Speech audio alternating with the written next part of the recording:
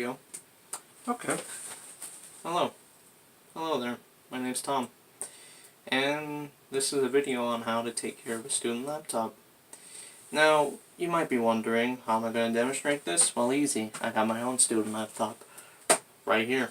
But, unlike most laptops, if you can see the screen all that well, there's a bunch of dust on it and some particles on it. Even the keyboard, if I could really show you, there's grease all over it. It's disgusting. Now, some of the ways I'm going to mention how to clean my laptop or your laptop, you're going to need to buy some stuff, but that goes for anything really, right? Like, let's say a spray bottle, you're going to need that, but don't worry about it. You'll probably have most of it at home. Now, we're going to start off with the screen though, and with the fingerprints. That's where we're starting.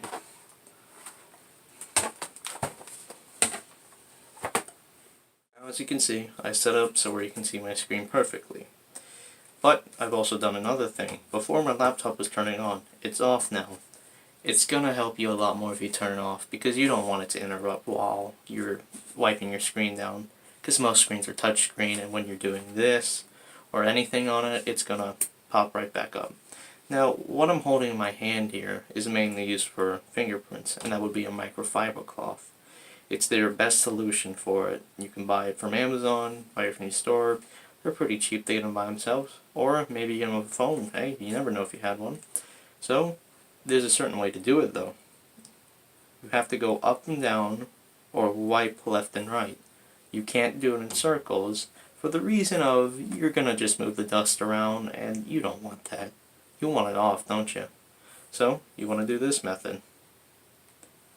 I slowly do it. Not a lot of pressure because these screens are going to crack easy, so be careful. And this goes for any method on the screen, just don't apply too much pressure. It might crack it, or you might scratch it. You never know.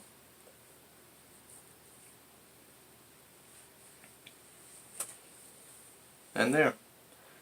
Now it looks like it didn't do that great of a job, right? Well, that's because it needs to be wiped down, but with what? That's why this sponge comes in hand. You have to... No. But, here, the next way to clean off your laptop, if it didn't clean off for you, that's not a fingerprint, it's probably a smudge or something. A sponge is perfect, but it has to be damp. With distilled or deionized water, it's the best way to go about cleaning your screen off. And as the same with the microfiber cloth by itself, you go up and down with it.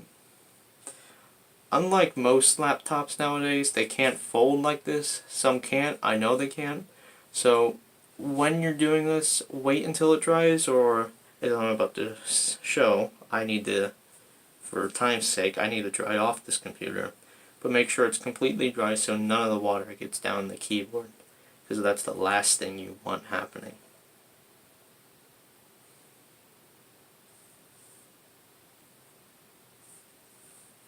And there.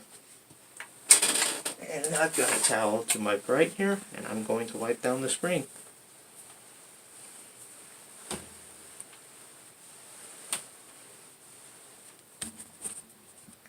Now it looks like that left a little mess there too from the towel. It's not the cleanest thing, but it got the job done.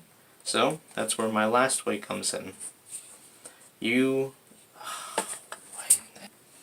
will need spray cleaning cleaner. It sounds a little odd, but it really is for this. You can buy it at your local store, screen spray. It's not that hard to find.